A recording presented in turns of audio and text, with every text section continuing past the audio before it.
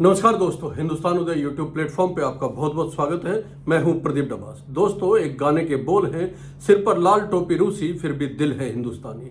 आज की पीढ़ी को यह गाना याद होगा या नहीं, मुझे इसका अंदाजा नहीं है, लेकिन ये सच है कि एक वक्त ऐसा था जब भारत और रूस की दोस्ती ऐसी थी कि दुनिया में इसकी मिसाल दी जाती थी। रूस और भारत के संबंधों की जब भी बात होती थी तो सोवियत संघ वाली गर्मजोशी लोगों को याद आती थी और अब भी आती है। लेकिन आज की तारीख में देखने की कोशिश की जाए तो कुछ लोग सवाल उठा रहे हैं। सवाल ये उठ रहा है कि जो रूस हर हाल में भारत के साथ खड़ा दिखाई देता था, वो गर्मजोशी रूस की ऑपरेशन सिंदूर और पाकिस्तान के साथ युद्ध की स्थिति में क्यों नहीं दिखाई दी। सवाल ये उठ रहा है कि भारत और रूस के बीच की दूरियां क्या बढ़ रही है। 1955 में सोवियत संघ के नेता निकिता खुर्शेव भारत के दौरे पर आए तो उन्होंने इस दौरान कहा था कि हम आपके बहुत करीब हैं, अगर आप हमें पर्वत के शिखर पे भी बुलाएंगे तो हम आपके लिए तैयार होंगे, हम आपकी तरफ होंगे। 1991 में जब सोवियत संघ बिखर गया और रूस बच गया, तब भी भारत के संबंधों में भरोसा बना रहा। जब पश्चिम के देश कश्मीर को लेकर दुविधा में रहते थे, उस वक्त सोवियत यूनियन ने कहा था कि कश्मीर भारत का अभिन्न अंग है। शीत युद्ध के दौरान सोवियत संघ ने संयुक्त राष्ट्र सुरक्षा परिषद में कश्मीर के मुद्दे का अंतर्राष्ट्रीयकरण करने के प्रस्ताव को कई बार वीटो से रोका।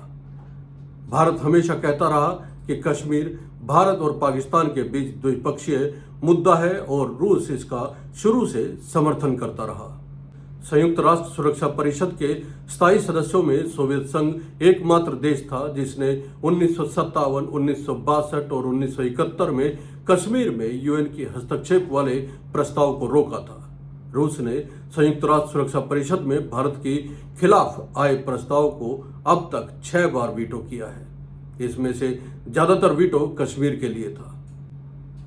गोवा में पुर्तगाल का शासन खत्म करने के लिए भारत के सैन्य हस्तक्षेप को लेकर भी सोवियत संघ ने यूएनएससी में वीटो किया था। जब भारत ने अगस्त 2019 में कश्मीर का विशेष दर्जा खत्म किया था, तब भी रूस ने भारत का समर्थन किया था। लेकिन पहलगाम हमले के बाद भारत की पाकिस्तान के सैन्य कार्रवाई को लेकर रूस की प्रतिक्रिया को लेकर भारत के प्रति बहुत उत्साहजनक नहीं देखा जा रहा है। रूस की प्रतिक्रिया बहुत ही संतुलित और तटस्थ थी।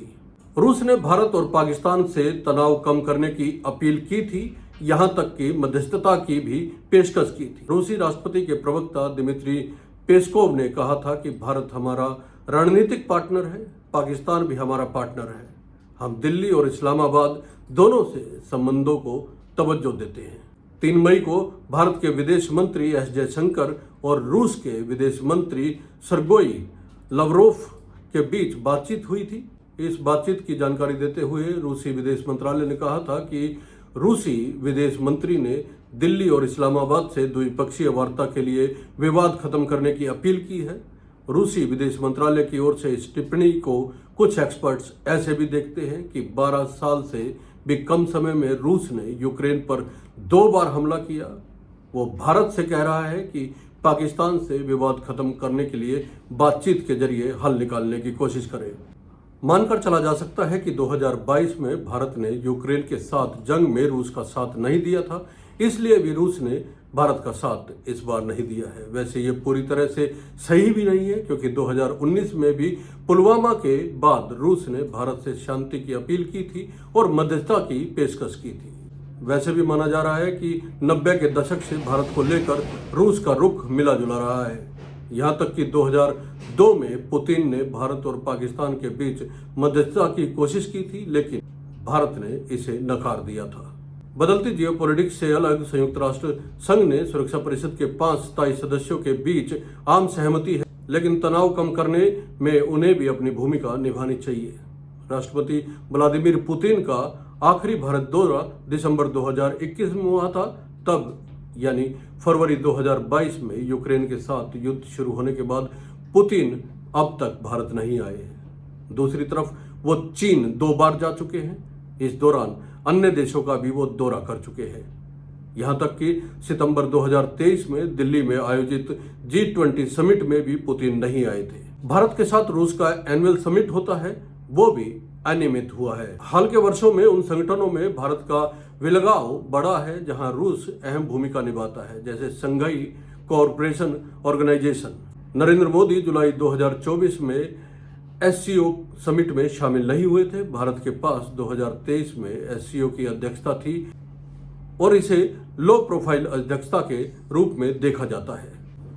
इस समिट का आयोजन भारत ने वर्चुअल करवाया था। दूसरी तरफ इसी साल भारत ने G20 समिट का अपनी अध्यक्षता में हाई प्रोफाइल आयोजन किया था। दोनों देशों के बीच पिछले साल 68 अरब डॉलर का व्यापार था, लेकिन भारत ने इसमें से 60 अरब डॉलर रूस का तेल खरीदा था। साल 2009 से 2013 के बीच भारत का 76% हथियार आयात रूस से ही हुआ था, लेकिन 2019 से 2023 के बीच इसमें 36% की गिरावट आई है।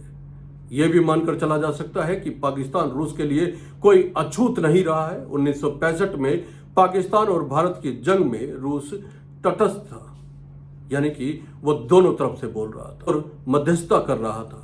सोवियत संघ की मध्यस्थता में ही ताशकंद समझौता हुआ था और यह भारत के पक्ष में नहीं था। इसी समझौते के बाद भारतीय सेना को पीछे हटना पड़ा था। 1971 की जंग में भी जरूर रूस भारत के साथ खड़ा था, लेकिन अब दुनिया काफी बदल चुकी है।